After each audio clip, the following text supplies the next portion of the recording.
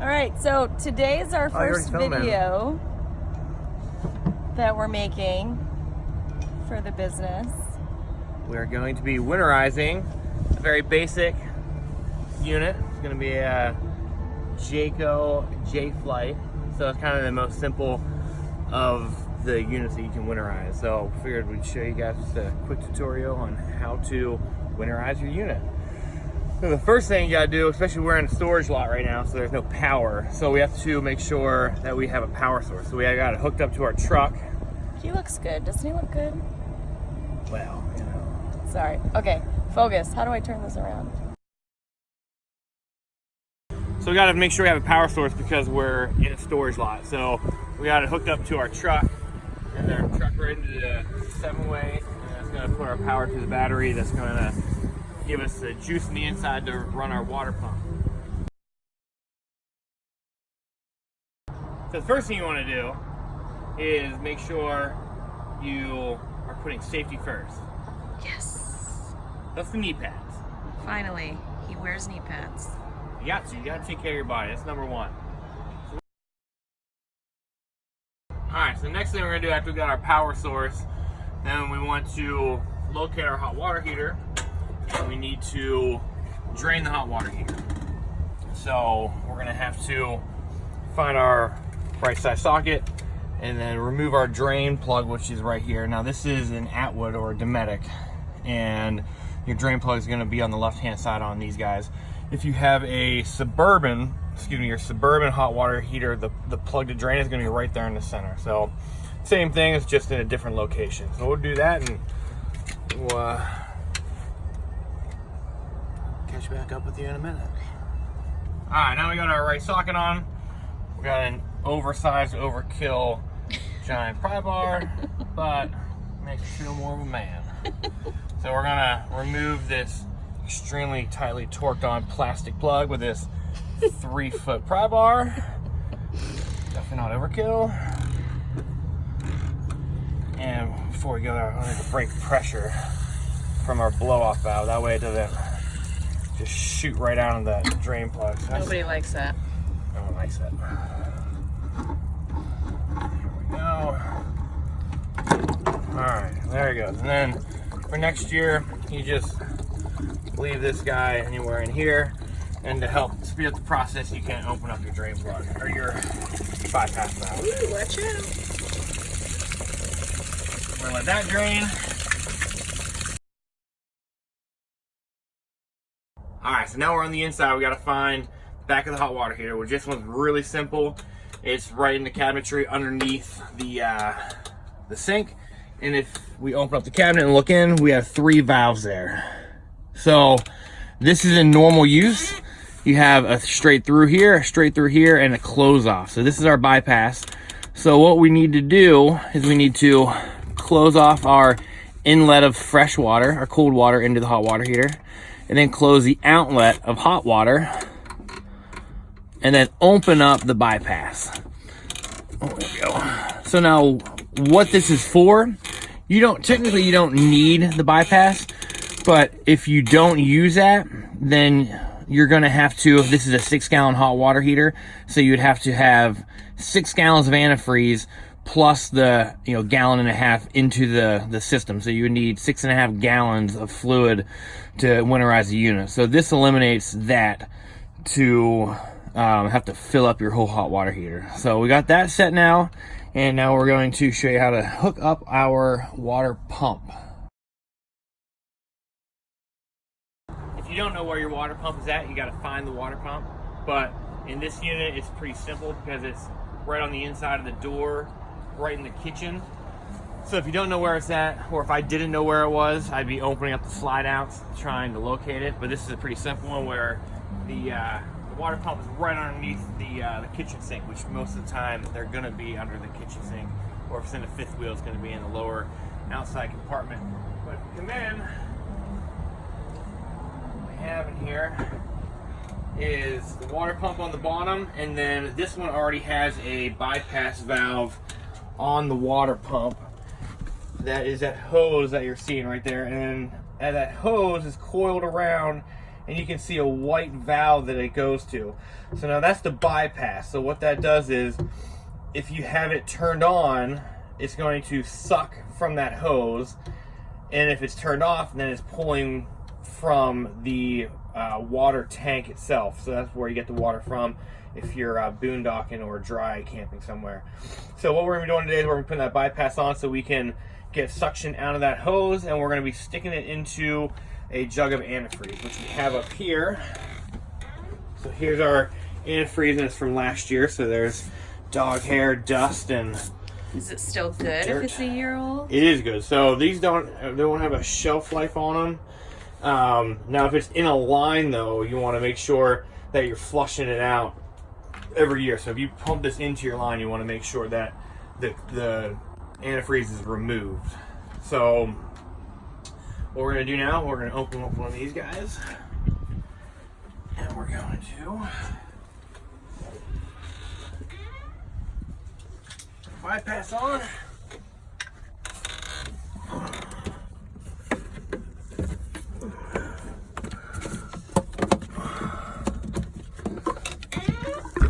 And it's simple as this. We're going to stick this down into our jug. And now turn on our water pump. I'm going to come up here, turn on water pump, and you'll hear the water pump starting to pump, trying to get a suction, it's trying to get a prime. So now if you open up something, you're going to start to get the prime going. So there it goes. It's starting to suck up, suck up, suck up. And I always like to, once I know I got some juice into the pump, I got some paint there, turn it off.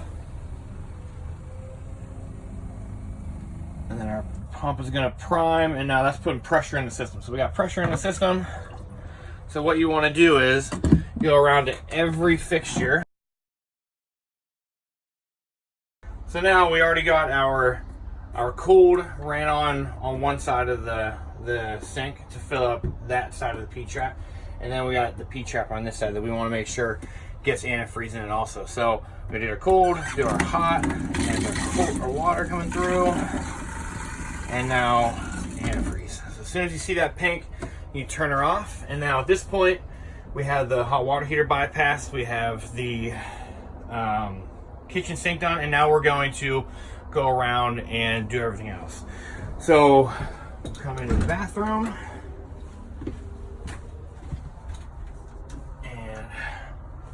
Our toilet.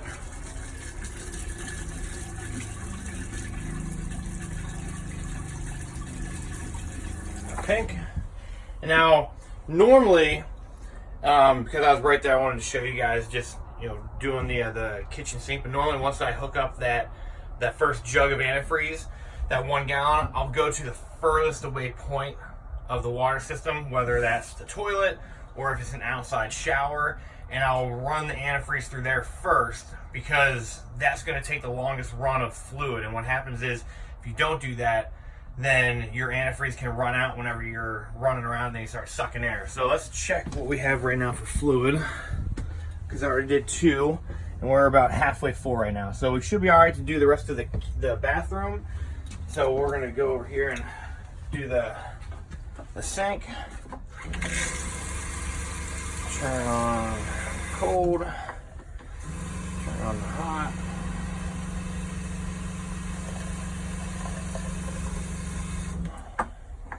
All right.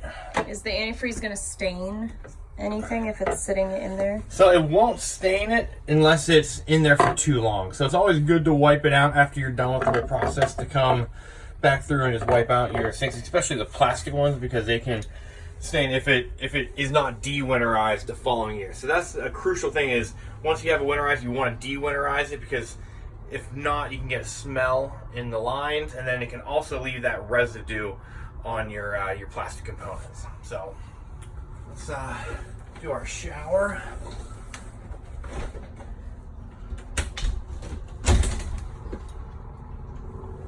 Here I always like to, you take it off the wall so you're not spraying it all over the place.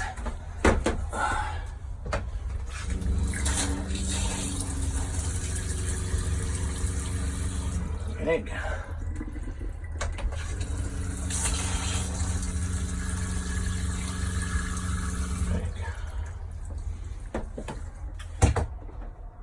Let that drain out.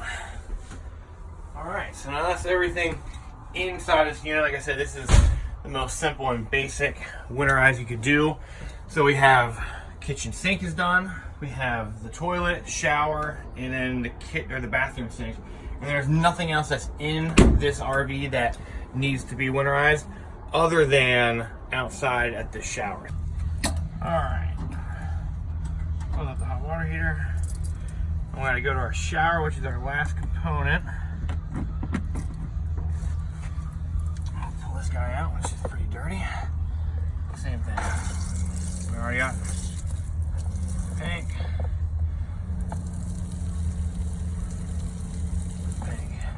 And the reason why that one's already pink is it's so close to our lines. It's pulling right off of that hot water heater line and the cool water on that side. So it's going to have less water in the system. So.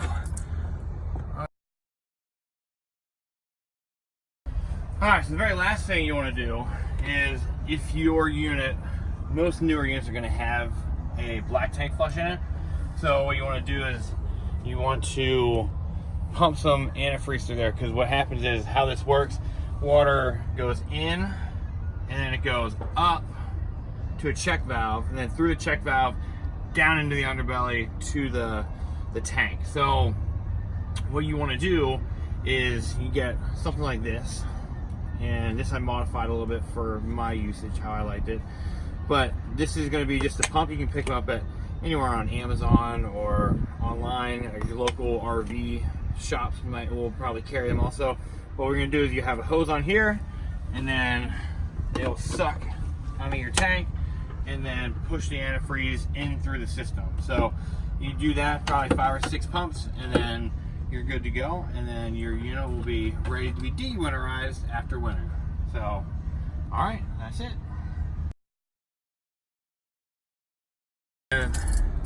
The only thing else that I can suggest or tell you about doing is if you go back into where the hot water heater is at, you can open up the bypass valve just for a second to get some antifreeze into that line on the bottom side, because residual water will sit in there on the bottom side. And even though it has room to expand into the tank, it's always good to just, bump it just to get a little bit of antifreeze into that tank. But other than that, that's the most simple winterize we could do. And yeah, if you guys have any questions or concerns, leave us a comment and I'll be more than happy to walk you through or help you out with something on your camper. So happy camping, guys. So a lot of our customers store their units down here in Florida, and even though it is Florida, it still gets really cold here up in the Panhandle. It could get up into the high 20s. So while that's not cold to some of you, it's very cold to us. I'm cold today and it's 64, but we're just not used to it. It's been in the high 80s lately. So it is very important, if you do store your camper anywhere in the Panhandle, to have it winterized. We highly recommend that. And I got a creeper in the background. But yeah, so you can see all the RVs in the storage lot. And I mean, the storage lot just goes on for quite a while. So hopefully these guys all winterized, but this customer is one of our regular repeat customers, so we come and winterize his unit every year. But again, if you have any questions, feel free to let us know and we'll do the best we can to help you out. Thanks, bye.